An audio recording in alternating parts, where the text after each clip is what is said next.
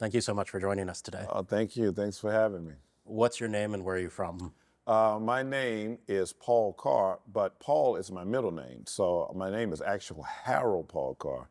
But so yeah, I go by Paul Carr, and I'm from Houston, Texas, originally. Talk about growing up in Houston. What was it? What neighborhood? What was the neighborhood you were like in growing up? Well, I grew up in Cashmere Gardens, and it was now, of course, when I was really young, because I was, growing up, it was segregated, but I didn't really know it. I didn't really know it because I was so young. But when I got to be around 8 years old, like 68, 69, I could tell, what was going on in the city and how it was segregated, and and it was fine. It was just a way of life. And I had the type of parents that didn't make any excuses, and wasn't no awards me as a type of attitude. So we were all grew up healthy and fat and happy, you know. And even though that was after the civil rights movements Right, were passed, exactly, exactly. came late to Texas. Yeah, exactly. Yeah. So, and what thing I really remember is when Dr. King was assassinated. My mom made everybody turn off the TV, no radio and no nothing, and we just kind of like sit in a dark house, and we were, I didn't fully understand what was going on, but later I did. She was really upset, and obviously, you know. Long moment of silence. Long moment of silence, exactly. Did you grow up in a musical family? No, not at all. My mom loved music. That's how I got into jazz. She loved jazz. She loved listening to jazz. She loved actually going out to hear jazz, but she wasn't a musician. My dad wasn't a musician. And so my younger sister and I were the first ones that actually got even introduced to instruments, myself and then my younger sister. What was your first instrument? The saxophone. My mom was telling me I was going to play the saxophone for as long as I can remember, because that was her favorite instrument. So, so soon as it was offered at school, 5th or 6th grade, I, Destiny was at hand. yeah, I went right to the saxophone. What kind of records was your mom playing? I mean, I'm gonna assume it's kind of like all of them, but like. Oh yeah, well it was a lot of soul, Cannonball, Adderley, Les McCann, and Eddie Harris. It was Muddy Waters.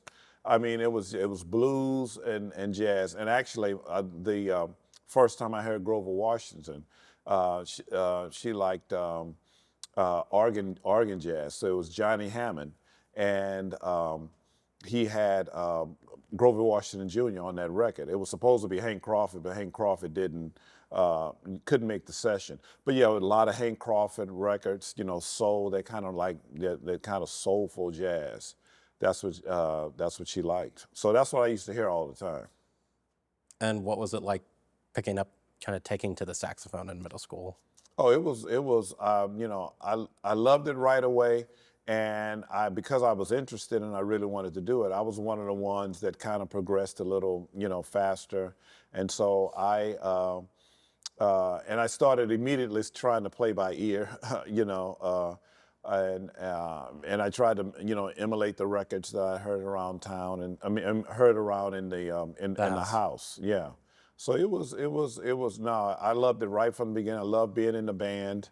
I had a good junior high school. It was junior high school at the time.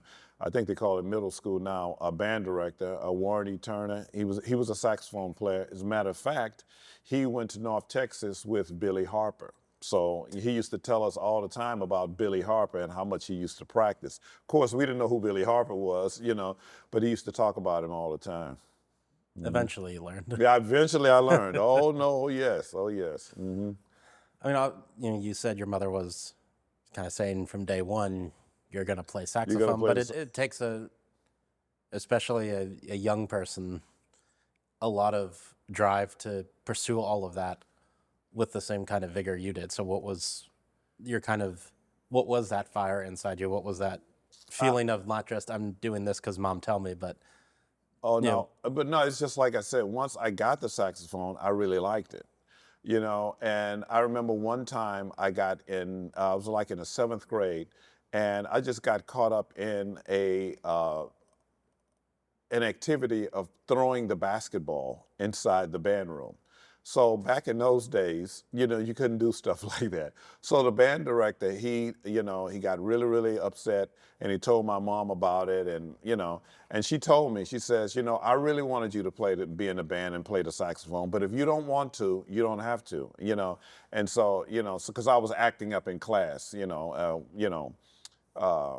and so and I said, no, no, no. It was, we was just fooling around. It's not that I don't want to play.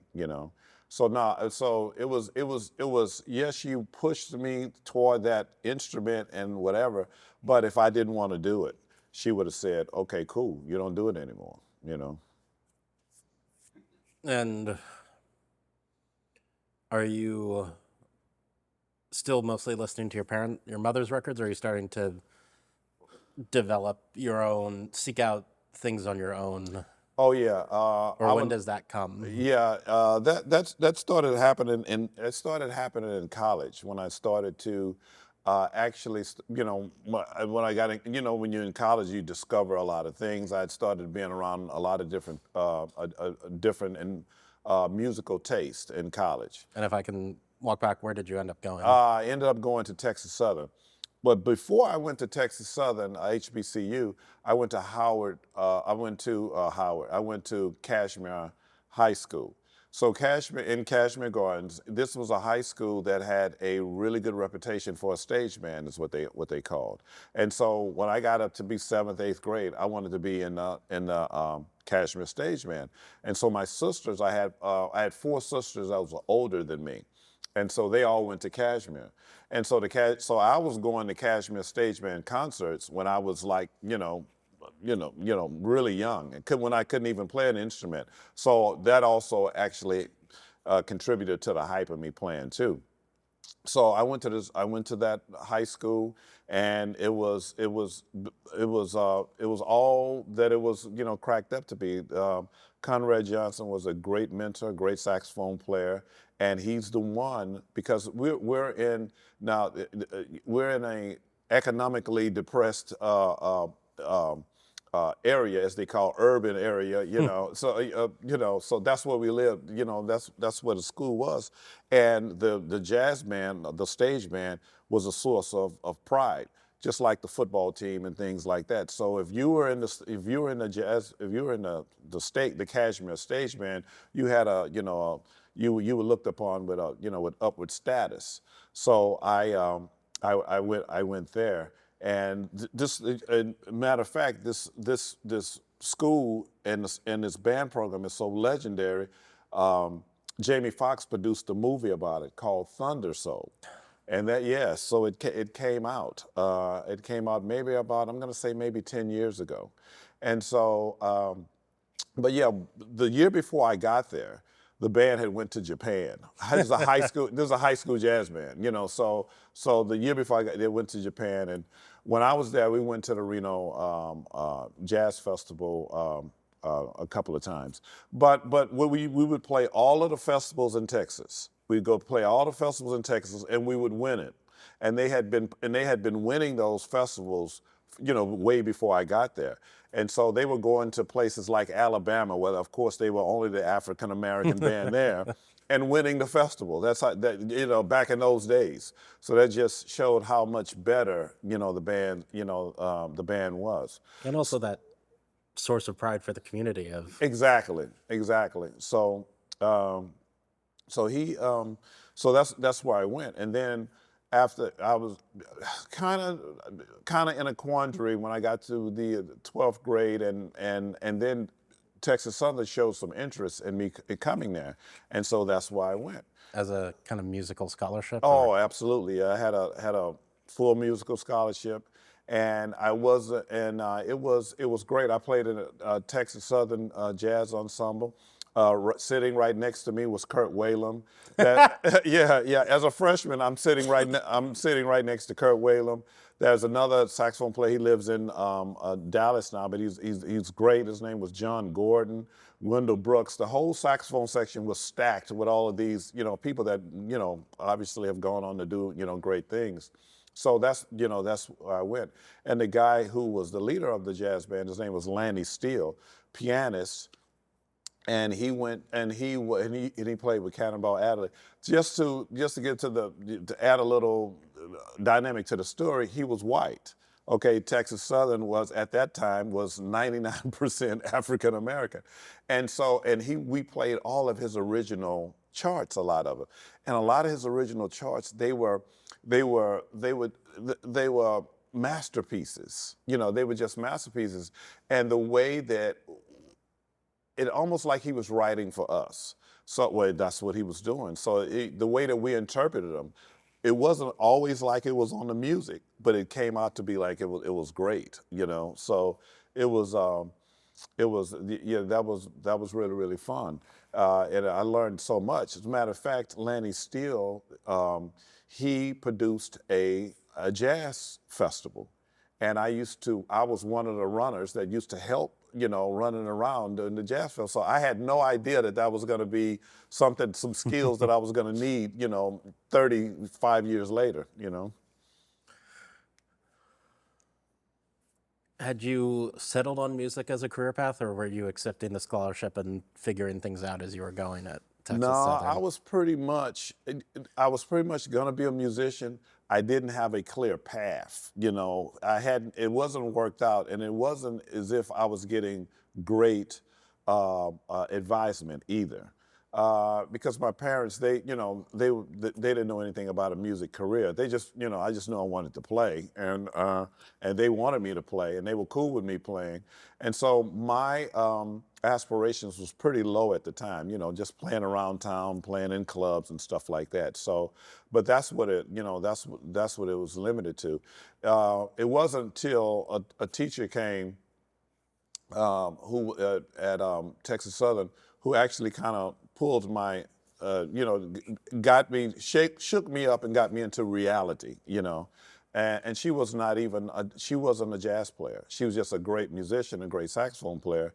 But she pretty much, she told me, you don't practice jazz enough. You're not serious. You need to do this. You need to do this. And because I was shucking and jiving in her lessons. I wasn't really learning because she's a classical player. And I'm like saying, man, I want to play jazz. And she asked me to practice something, and I came back to the lesson, and I didn't do it. I wasn't prepared. So she went off on me, and told me that, what I just previously said, you don't practice enough, you don't practice jazz enough, and I'm gonna flunk you. And if you don't come, if you come back, she said, first she said, if you don't learn this, don't come back until you learn this stuff. And if you don't come back, I'm gonna flunk you. And threw me out of the office and slammed the door. And that was the best thing that could have happened to me. It was the best thing. After I got over her, going off on me, and I started to think she was 100% correct. And I started practicing, and we ended up being the best of friends. And she called her accompanist to come down to play with me on my recital from Michigan, and she paid for it, So, and we're still friends to this day. And what were you discovering once you were in the, at Texas Southern and kind of developing your own taste? What were you reaching out for in the music world? In the music, back then, like I said, it was, I had this very structured music that I had to play in high school, so it was kind of like a basic band fused with James Brown. You know what I'm saying? So it was like we're in the urban area, so we had to play funk. And the band, Prof Johnson, he liked the traditional big band stuff too. So we would do some of those pieces, but mostly we would do a lot of pieces that he wrote for us, and they were funk based. Then when I got to college, I started hanging out with Okay, that was Lanny Steele and a couple of other people. Kirk Whalum. And... Kurt Whalum. So we started playing really out avant-garde stuff, and it got to be a point that that's all I wanted to do, and we even formed a quartet around that, where we would play original music and it was all out. It was not, it wasn't, we went to try to go anti-structure. We didn't want to play structures, we wanted to play free.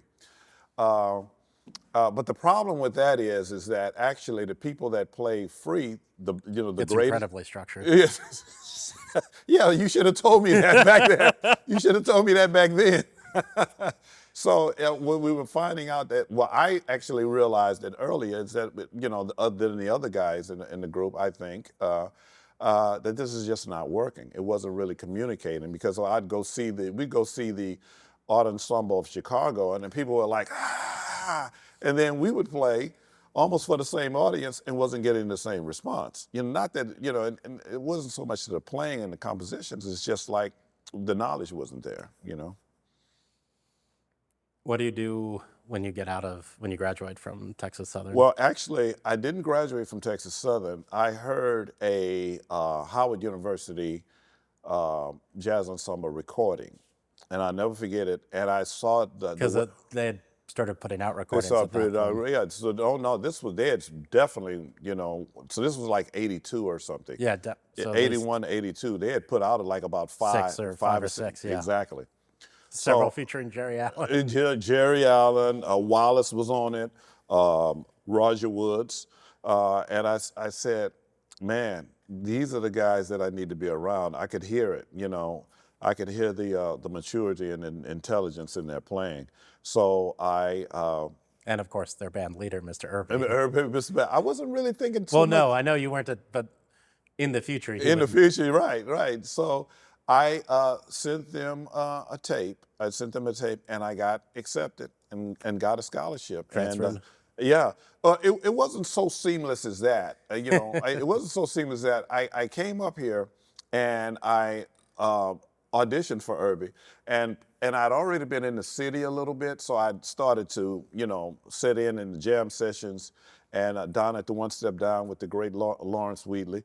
So I think that was a little bit of buzz about me back then, you know what I'm saying, amongst the young people.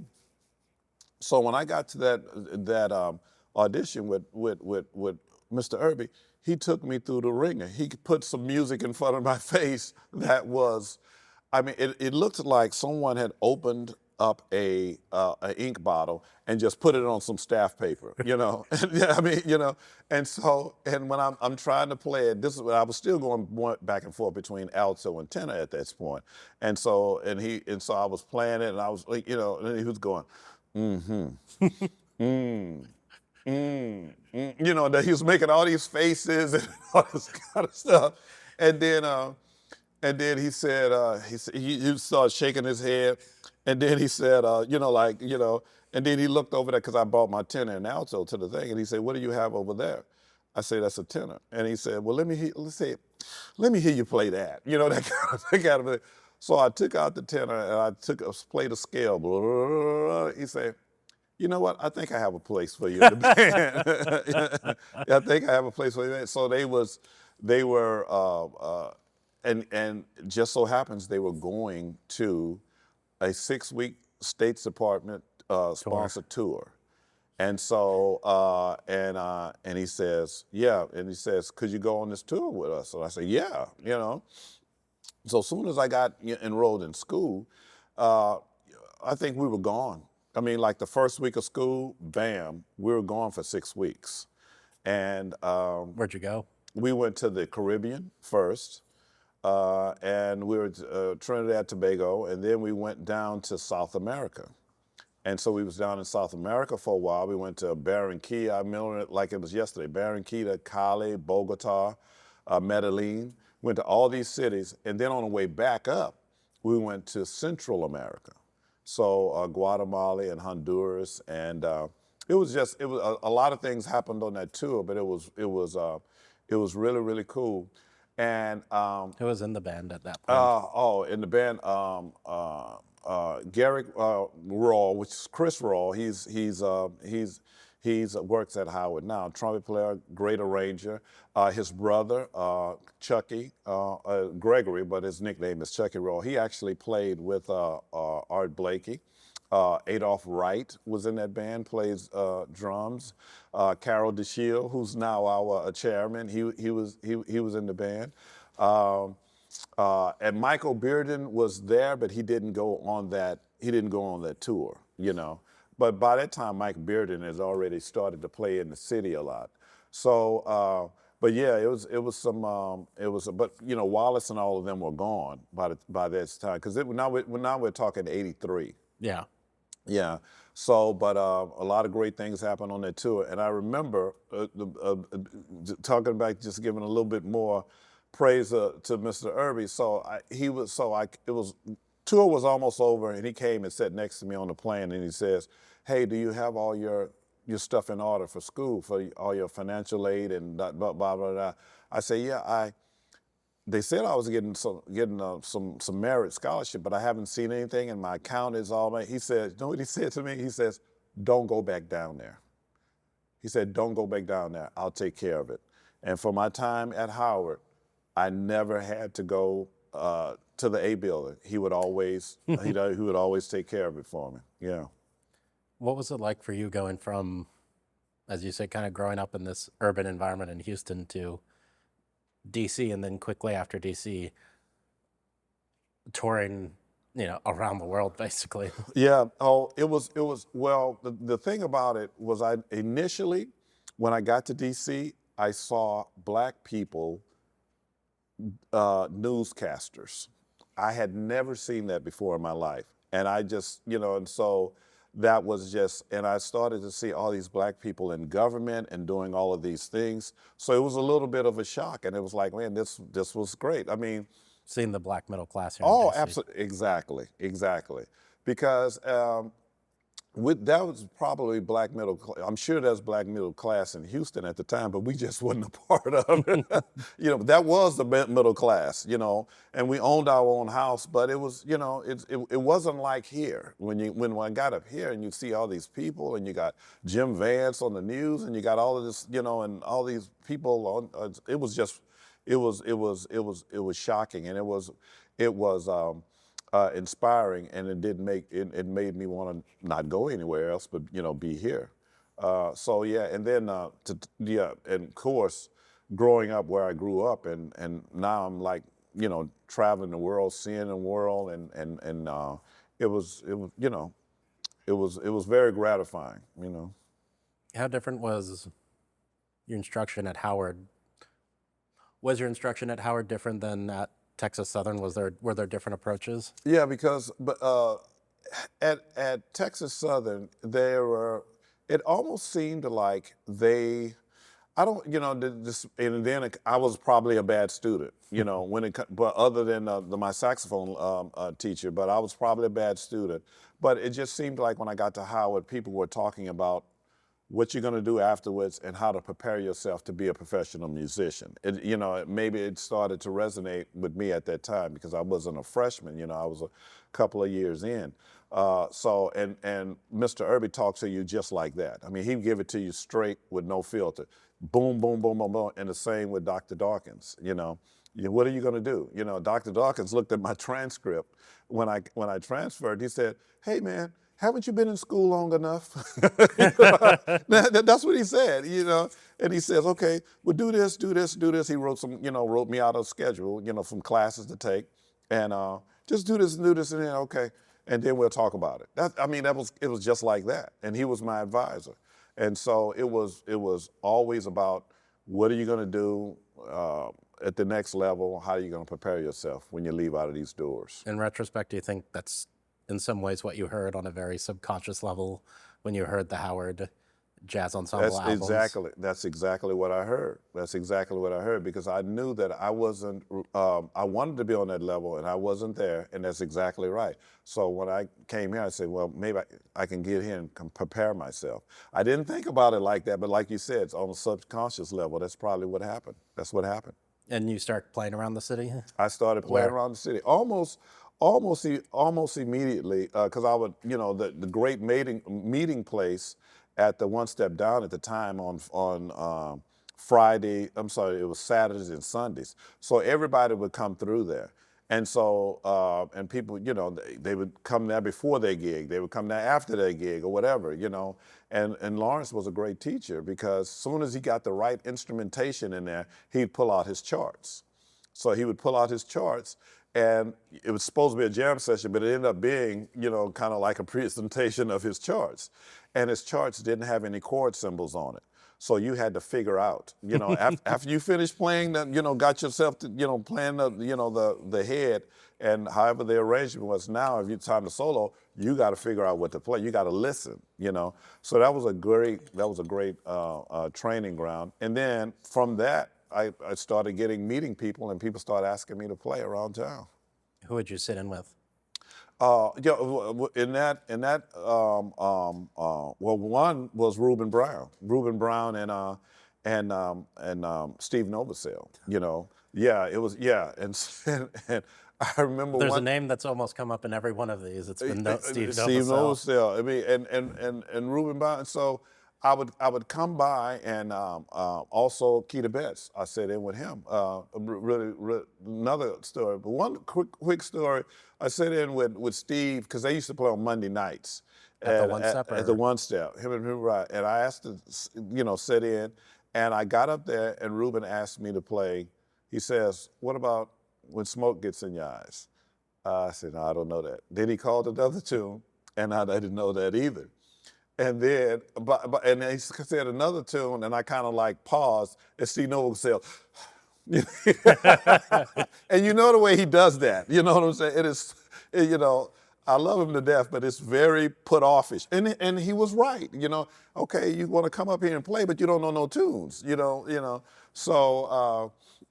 A more kind but similar moment with your saxophone teacher. Exactly. Oh, yeah. I gotta learn. You gotta learn. Yeah. And so you coming up here, and so too.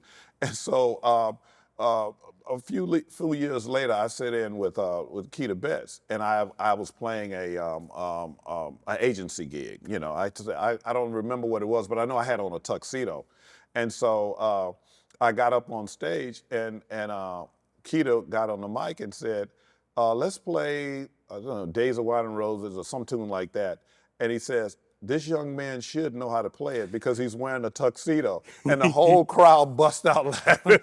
He didn't ask me if I knew it. He just, you better. Yeah, right. Yeah, so he's wearing a tuxedo, so he should know this tune, It was, so yeah. It's DC, great training ground back in that time. And then, of course, as important as learning with Irby and learning at Howard was, those lessons on the bandstand is also part of that. You want to be a real musician. Yeah, yeah. I mean, this is what it's like. This is what it's like. Straight, no chaser. Boom. And we tell you what it is. And so, but that's the thing. So it was great. Had you decided you wanted to stay in DC after graduating? Did you move elsewhere, or was No, because I actually had aspirations of going to New York. So, and DC was 4 hours away, 3 hours on a train, and so I think this is the place to be. And so, and I flirted with the idea of going up there and doing the whole apartment thing and whatever. But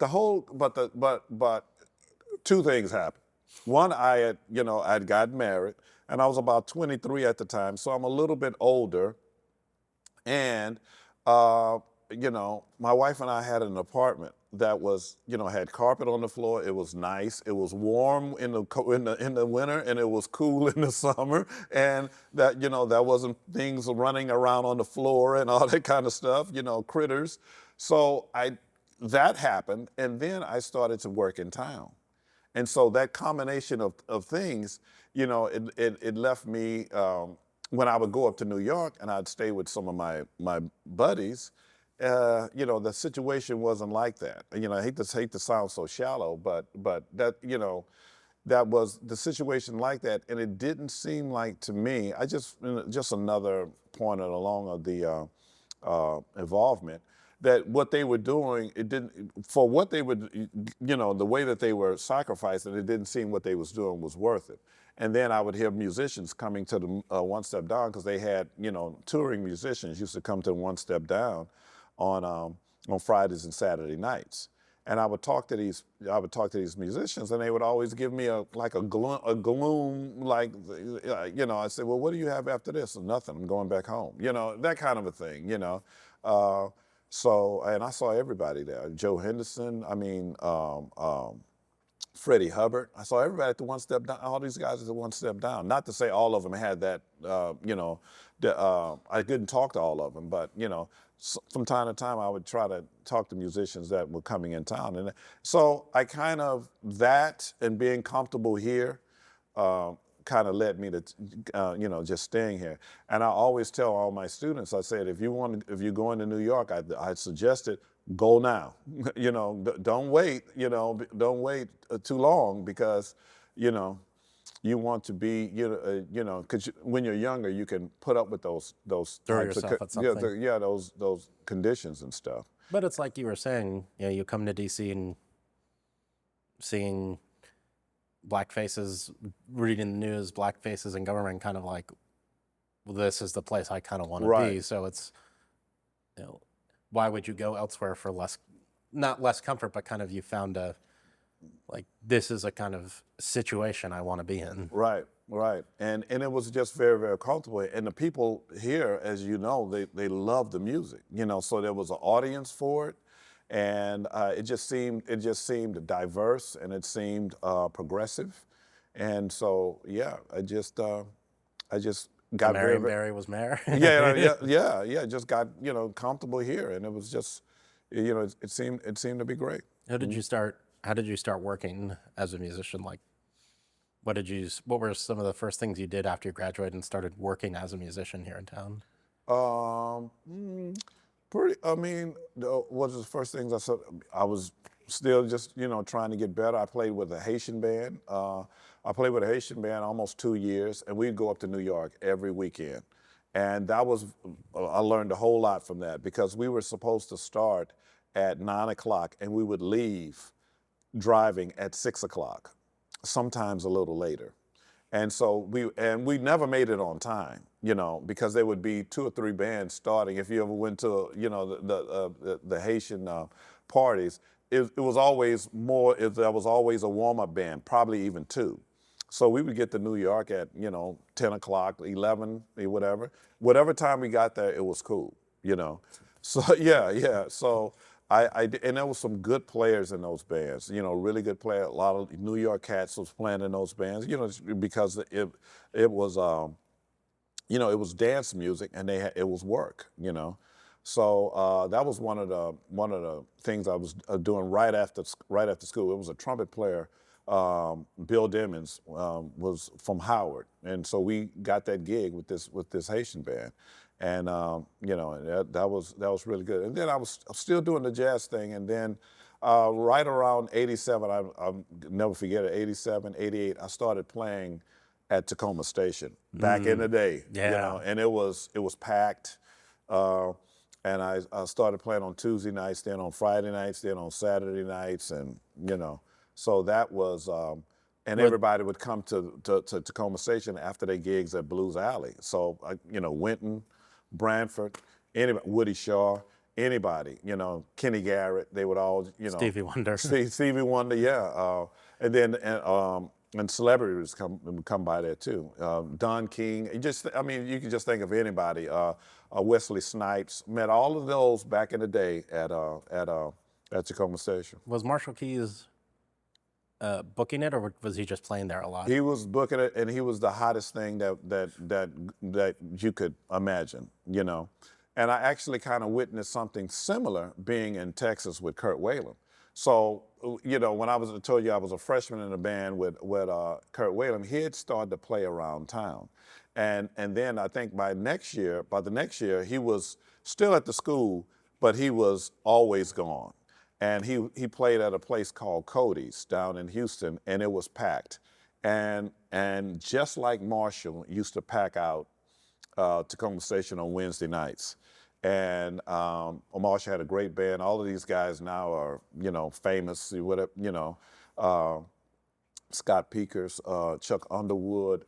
I mean, just really, really great, you know, great band. And Marshall, you know, so yeah, no, he wasn't booking it, but he was the man there. You know, he got the largest crowds. Yeah, yeah.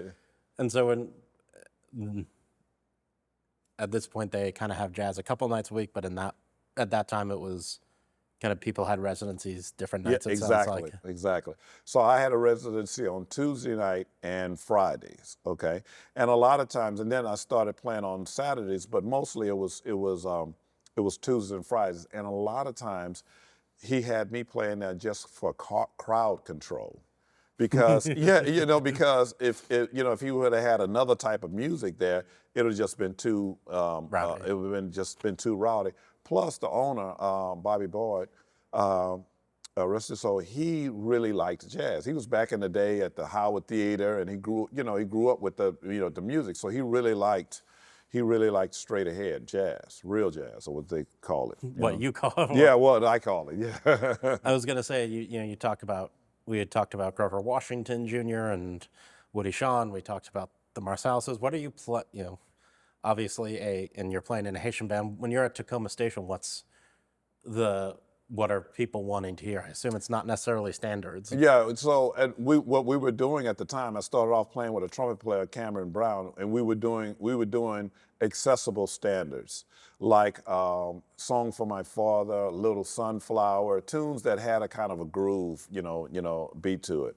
And so that's what we were doing, stuff that, the people, you didn't have to be a hardcore jazz person to appreciate accessible music. So that's what we were doing. And so when Cameron left town and I became the leader of the band, I kind of ventured more into a little bit more straight ahead, but I still kept that element of accessible jazz. I played a lot of Horace Silver tunes, things of that nature, Stevie Wonder tunes, because I wanted to keep the gig. Yeah. Keep the people happy. Yeah, exactly. When do you begin teaching? Are you teaching then, or does it take some time? Actually, teaching, I have to go back. I have to go back to Texas Southern because that my saxophone teacher, after she kicked me out of the office and I started doing what I was supposed to do, she was teaching at 3 middle schools. Okay, and she was really a concert saxophonist. She was a concert saxophonist, and she wanted to play concerts and that's what she did, okay? And so teaching middle school, kids lessons was not something that she was doing it, but she wasn't all that enthused about it. So anyway, so she went on one of her tours and she asked me, had I ever taught before? And I said, no, not really. She says, well, I'm teaching at this school in Spring, Texas. Spring, Texas is a suburb of Houston. He said, would you cover these classes for me while I'm gone? And I said, and it pays this? And I said, yeah. And she had about, out of the 3 schools, she had maybe about 50 students, and they were all in the 6th grade, but I loved it. It's like I could teach somebody how to play, and I got my horn in my hand and I'm making money, you know what I'm saying? I thought it was great. And so when she came back, plus they were progressing, she was gone maybe 2 or 3 weeks, I don't remember, but I was really into it because I started seeing some of the kids get better within that short minute of time. And she goes, when she got back, she says, well, how did the teaching go at the thing? I said, well, what did you hear? I said, I thought it went really well. She says, yeah, they like you a lot more than they like me. Can you finish out the rest of the year? I say, yeah, it'll be great. And so she just gave it up to me. So that's basically how I got in. I found out that, I had a affiliation for it and I liked it, so. And also the positive feedback loop of, hey, you are improving. Well, yeah, exactly. Yeah, that was the thing. And what the thing is that they were in 6th grade, kind of the beginning band, and all of them wanted to go to the performing band. They wanted to play in the 8th grade band as a 7th grader, and almost all of them did. Maybe only 1 or 2 of them, didn't make it to to the 8th grade band. So I You could also see something of yourself in you. Yeah, chasing exactly. that, Yeah. So no, it was really chasing the Gardens high school show band. right. Exactly. Yeah. Cashmere Garden. Yeah. So yeah, so that's how I got it. That's how I got into teaching. I found out I liked it, and that's how I got into teaching. Would you start doing private lessons Yeah. when you So were, even if, as we know, musicians need multiple income streams. So as you're playing at Takoma Station, At Takoma Station, let me tell you what I was doing. I was doing Takoma Station those many nights a week, and then I had some, I'd do like a variety band gig. Plus, I was substitute teaching in the day. And then I started to and I was working at a music store as, teaching lessons, but that was like 1 day a week, maybe 2 days a week. But when I got into substitute teaching, I found out that, that I liked that. And they would call me because, number one, I'm black and I'm 6'2", and that keeps kids at bay. That keeps kids at bay for about 30 minutes. And so they saw that I could control a classroom. And so they I used to call me every day. So there are some years when I subbed. This is all, right when I finished Howard, from about 85 to about 90, 91, I was subbing a whole lot. Some principals would call me in the summer and say, I have a teacher going out with a knee operation, or someone's having a baby, blah, blah, blah, blah. Could you take this band class? And I did it, So you're mostly subbing for music teachers, or? And then it started to, and when I got known at certain schools, they would call me for anything. And I would, one teacher, one principal, school I was working at, the teacher in January came into his office, put the keys down on the desk and says, I'm done. And this was ninth grade, what do they call it? GT, or the gifted and talented English. And so I'll never forget it. Dr. Marlin called me into his office and he says, would you take Miss So-and-so's English class for the rest of the year? And I said to myself, isn't that like a honors English class? He said, yeah, but don't worry about that. All I want you to do is keep them out of my office, because the kids were going crazy. They couldn't, they were acting up, and the behavior was bad. And so that, the teacher, it was time for her to go. So anyway, he says, I don't care, he says, there's a teacher's assistant in there. You don't have to teach the class. I just want you to keep them from coming in here. So, of course, you have to be halfway believable teaching the kids. So I was up reading the books a chapter ahead of them, and coming in the next day, at least trying to talk about something, and playing at Takoma Station at night and all that kind of stuff. So it was, and then bubbling. I remember being at Takoma Station back in the day, when you bubble in the grades on those, with a number 2 pencil. I was doing that on the breaks, that kind of. Now it's you just click a button on the computer, but yeah, those, and I didn't really think nothing. I was young, I didn't really think nothing of it. It was just a way to make ends meet, like you say, a lot of income streams, And this was the DC public school system? Oh, no, this was in Montgomery County. It was in Montgomery County. So, we lived in Montgomery County, so it wasn't that. So, yeah, but it wouldn't have mattered, I did eventually work at Duke Ellington years later, but, kids are kids, Yeah. High school students are young hormonal teenagers. Yeah, exactly, yeah. So, a little bit dynamic here and there, but it would have been the same, When I think you said you were teaching up till 90, subbing a lot up till 91. What happened then? I just got it got to a point that I was just working too much as a musician, and then I didn't want to go into classes that wasn't music after a while. I just stopped wanting to do that. I mean, I used to do gym, just anything, science. It really didn't matter. But then I got to a point where I just didn't want to do that. I just only wanted to do music, And of course, those don't come up as often. And then I'm busy. And then when they would call, I'm saying I'm doing something else. And, it just eventually, it just kind of ran out, and just kind of faded out, But you were able to switch to music on a more full-time More basis. full time, and my studio started to grow. That's a good question. So at the same time, my private lesson studio started to go, and I think subbing had to do something with that because I would sub and I'd bring my horn and I'd play with the kids and all that kind of stuff, and so my private lesson studio just really started to grow at that time. The Jazz Academy of Yeah, it wasn't the Jazz Academy. It was just me teaching in the basement, and at the time, and I would, not to brag, but a lot of, that was, years that I'd have like 35 private students, and I started working at someone asked me to work at it was Ron Kearns at his music camp.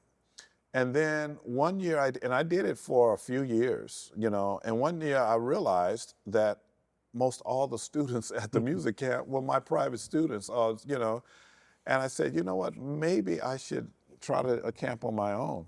And he could tell, and he even said something to the effect. He says, I know you're probably going to have your own camp soon. And that's how the Jazz Academy started with the camp. Mm-hmm. So it started as a camp? It started as a camp, okay? And another reason why it started as a camp is because I had students that were really ready to be in that high school jazz band, but they might have been in the 9th grade, and because of, seniority, the band directors don't put them in there. And so they needed an avenue. They needed an avenue outlet to play, To play and work on themselves to. Yeah, so it's almost like it was never really a plan. It just kind of like evolved and it just rolled out like that. And one year after the camp, I had a student say, "Now what, Mr. Carr? Now what?" And so that's how I started the orchestra, where the kids play all year round, in the Jazz Academy Orchestra. So that's. I was gonna say, could you talk about how long the Jazz Academy has been around and how the operation evolved? Oh yeah, that's how it evolved. So we started in 2002. We had the first camp, in 2003. And so we had the first camp concert in the school's cafeteria that we had the camp at.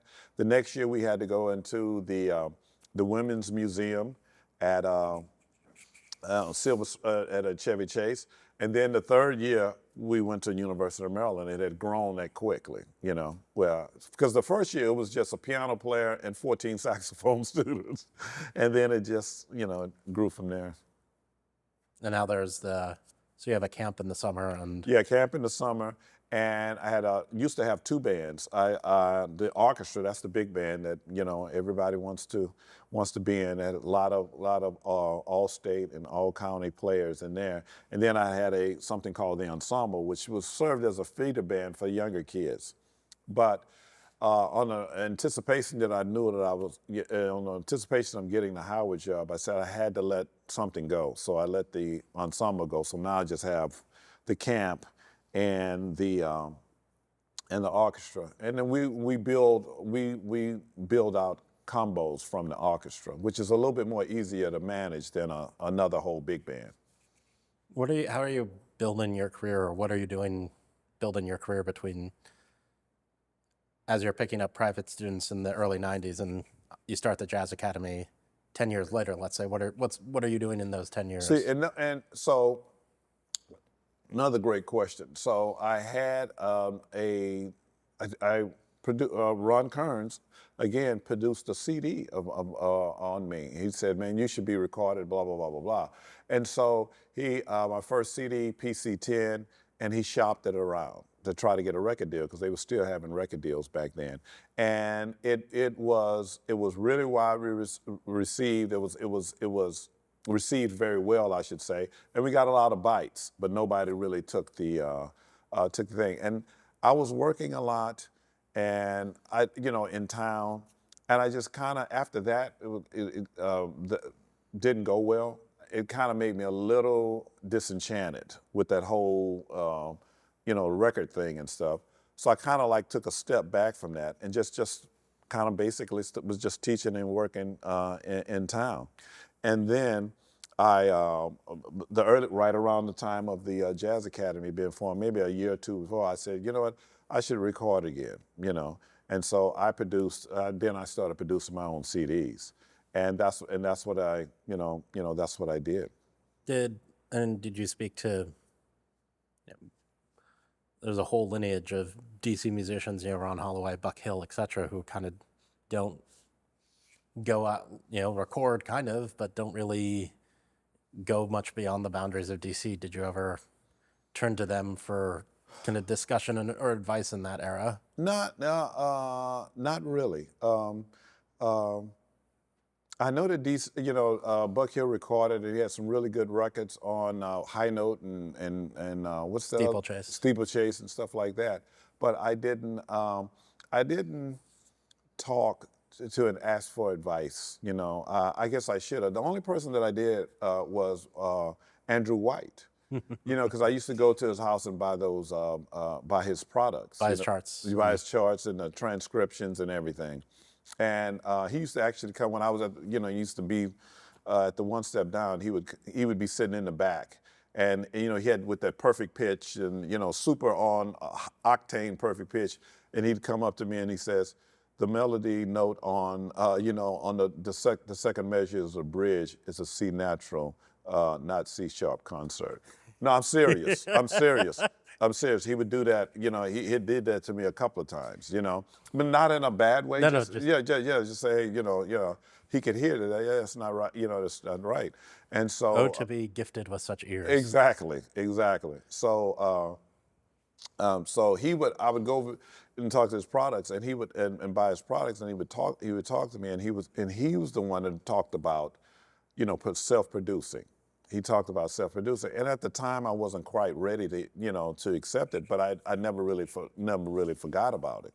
And I remember one time I was on the radio, and one of my CDs was about to come out. It might have been the first one, and I was talking to the host, and he called up to the radio station. It might have been UDC. I don't know if you remember the UDC. UDC had a jazz station. Jazz station, yeah. And he called. It was UDC, and he called me up and he says, "Where is your CD?" And I said, "It's going to come out." He stopped me. Stop talking about it. He says, because if you're talking about it, people are going to think that your CD is already out. And he says they're going to go to the record store looking for your CD, and they're not going to see it. And then they're going to buy somebody else's CD, and they're never going to buy yours. and it made so much sense, to me. That's so. Andrew was really, really cool, with me like that. He would just say, hey, because he was into the self-promotion, And probably saw a lot with Stevie Wonder and the Fifth Dimension. Exactly, yeah. And he saw that, hey, I can do this myself. He was so ahead of his time. He was so ahead of his time. Ridiculous. Yeah, I know, ridiculously, yeah. Yeah. How do you meet Ronnie Wells? Wow. Ronnie Wells, that first CD that Ron Kearns produced, I had a CD release party at Blues Alley. And Ronnie Wells came to that. She came to that. And that's how they met and they started talking. So for some reason, I wish, that's how they met. That's how they met. And so, but Ronnie came to she came to a young saxophone player's, CD release party. Yeah. And so, and I think, and their relationship between Ronnie and Ron, I guess my name would come up all the time, and and whatever. And when I got ready to do another CD to produce my own CD again, I knew Ronnie at this point, and she asked him, and she says, "Why don't you put it on my record label?" And I said, "Wow, okay, it's already there. I don't have to do anything." I hadn't really started playing with her on a regular basis, but I knew of her, and I knew about her workshops, and so and then eventually I started playing with her. I was the sax player in the band, and she would have me come out and evaluate the Fish Middleton applicants. So because she had a Fish Milton Scholarship Fund at the festival, at the East Coast Jazz Festival. Which So started? it was started in 1992. So I probably came on in there maybe about 4 or 5 years later. So it had already been it had been going on by the time. And so yeah, so we would stay up at Ronnie's house till the wee hours in the morning, evaluating all of those tapes for her scholarship fund. Yeah. Mm-hmm.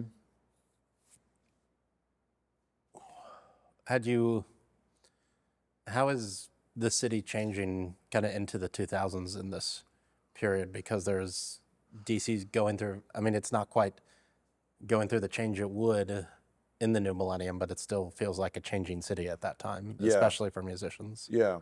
What I noticed to see that at that time there was places to play, clubs to play. Bohemian Caverns was still open. You had Utopia, up and down U Street. Twins was open. Both Twins. Yeah, Twins. Yeah, Twins. Even on both places, Colorado Street, and I think they went somewhere else on New York Avenue. Then they came to U Street. So that was places to play, and if you had, if you were a cat, as they say, you could get yourself booked in one of these places. But then, of course, as things went on, there were less places to play and more jazz producing entities. So people start doing more series. People start, Strathmore comes on the scene. There's, other places in Virginia started to do these jazz series and things like that. So that began to, take shape. But I did see that, that transformation starting to happen, And then how do you, so you're still playing around the city. Yeah. You're running the Jazz Academy and the Jazz Academy Orchestra and Ensemble, and then at some point, Miss Ronnie Wells dies, passes away, and Montgomery County comes to you and says, basically continues the festival. Almost like that. Almost like that. It was Susan Jenkins, the CEO of the Arts and Humanities, put together this meeting of how could they bring back the East Coast Jazz Festival. And I was slated as the education director. But as things were going on and as talks went on in these meetings, Ronnie just said to me, Susan Jenkins said to me, Paul, why don't you do the festival?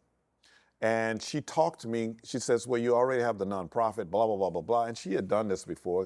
She's done, the Rhythm and Blues Foundation. Her and Willard, veterans of the whole thing. And she was telling me, you have everything already in place. All you need to do is blah, blah, blah, blah, blah, blah. And I said, you know what? This sound, okay. Let me take it home and run it up the flagpole and see what happens. And that's how I got into the doing the festival. And I started close to the vest, only 2 days, and then we expanded into 3. And when did it start? 2010. What's it been like to grow it? How's it been growing it? I tell you, it's been really, really gratifying. You know what I love the most about doing the festival is seeing the kids playing. So the bands coming from the high schools and colleges from around the Mid-Atlantic area, and the comments from the patrons. The comments from the patrons, because it's certainly not the money. So the community really loves it. The community really loves it, and it's like a meeting place, And the last couple of years, I've just forced myself to take a step back and just observe what was going on, because you've been there. I'm running around like a madman. A madman. My head is not attached to my body, but I just stepped back and just look and listen to what the people are saying, and the community really, really loves it. It's a place of, like I said, it's a place of fellowship, and that goes a little bit beyond the music. And of course, it gives the teachers something to practice, to work Aspire to. to that. Yeah, Aspire yeah, them right, to. yeah, to work with. So like, if you got a band, you got a jazz band, you got to teach them all year long. So you got to have little things that little milestones, and that they got to shoot for. So that's what that's what I really love about it. And what was it like when Mr. Irby retired last year? I think technically, what was it like to get the call to fill those shoes at Howard? Well, he called me like the January before he retired and said that he was going to he was going to retire. He was going to retire this time, because I think it was maybe a year before he said he was going to retire, but he didn't. He stayed on another year. I still remember I was in the kitchen and he called and we talked about it, and I told him I'd be honored to do it, So it was like, it's like the only job I would do, at this point. It's like the only job I do. And it's, I hate to keep using the word gratifying, but it just really is. Being on campus, working with the kids, it's the atmosphere that, the faculty is cool. It's just, it's a great place to be. It's a great place to learn. And it might not have all the bells and whistles like, other places, but the aesthetic that you learn there at Howard is quite different. And I'm like saying, yeah, this is, this is the brought place. you there all those 40 years ago? Yeah, exactly.